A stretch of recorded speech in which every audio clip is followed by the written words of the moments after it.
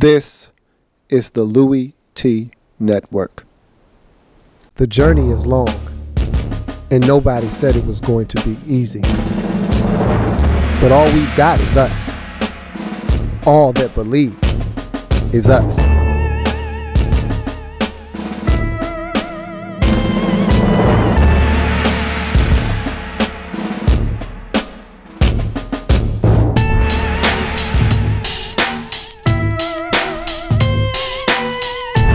The Redskins Report.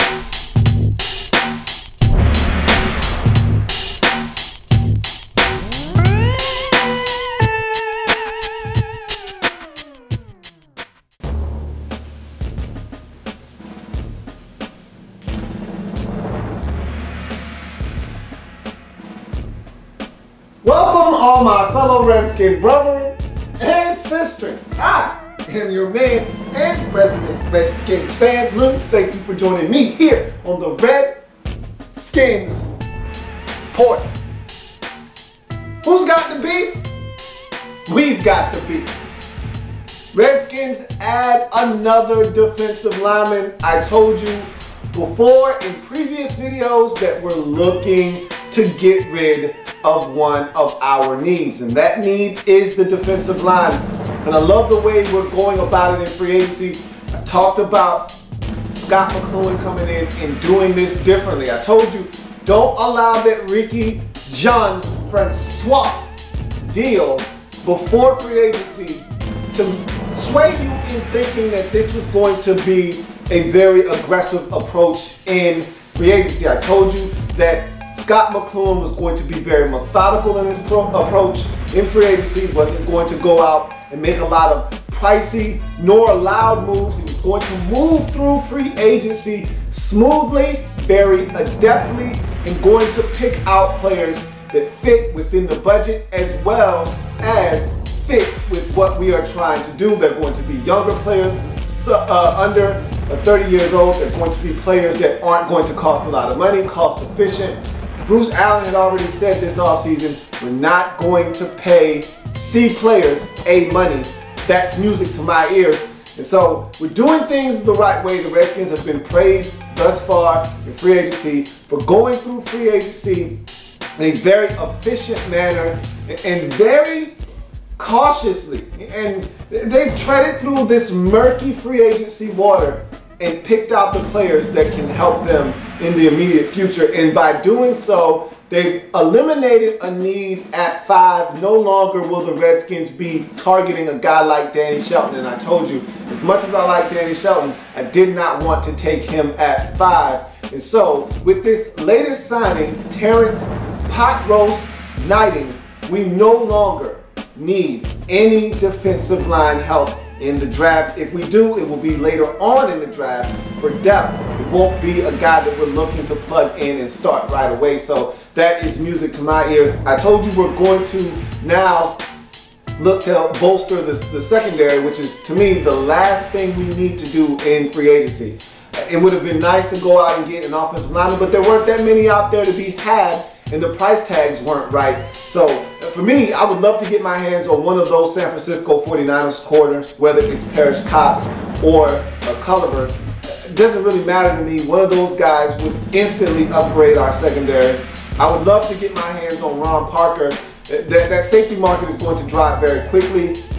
And so we definitely need to go out there and get one of those guys to help bolster the secondary, because again, that's the next big need for us. And if you're looking to eliminate another need per se at 5, that's the way to go about it, by drafting a corner, or excuse me, by signing a corner and potentially signing a safety to help circumvent some of the problems in that secondary. I look forward to the Redskins doing that at some point here in the near future. I'm glad Marcus Gilchrist is off the market. The reason he was tied to the Redskins was because of defensive coordinator Joe Barry. He's no longer on the market as he signed with the Jets.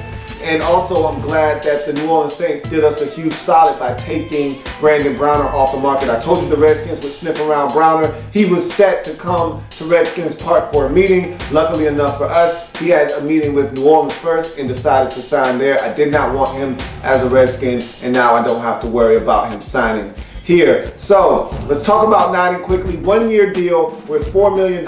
They say he's out of shape right now, which I'm really not too worried about. He'll get into shape. That's always been a problem for him, staying in tip-top shape. It's the off season. Once training camp starts to roll around, I expect him to start to whip himself into shape. If he's not in shape, we'll get him into shape. He's a big guy going to plug up the middle of the football field and stop teams from being able to run up the middle on us in the upcoming season. He's a two-down player. He is not going to get any pressure on the quarterback, which is something that brought his stock down a little bit. And I think the 1-year deal is more about him not being in shape than anything else. He's betting on himself that he'll have a big year and that he'll be able to hit the market again and cash in. He was looking for a big deal. No one wanted to give it to him. And so because of that, he settled in. Chris Baker's his best friend. That helped us in the long run. So it all came together for us. Terrance Knighton solidifies our defensive line, and now we need to get better in the back half of our defense. That's going to do it for me here on the program. Thank you for joining me on the program. I am a Redskins fan, extra burgundy and gold. My Redskins spirit will never die. Redskins spirit will never fold until we meet again. Hail to our beloved Redskins. You'll see me again because I expect us to make a move here pretty soon. See you in a bit. There's plenty more where that came from. While you're here, subscribe to the channel. If you want more Louie T, be sure to follow me on Twitter at In the Lab Room, or you can like the Facebook page at In the Lab Room. That's In the Lab Room on Facebook and at In the Lab Room on Twitter. Don't forget, subscribe to the channel if you haven't already done so.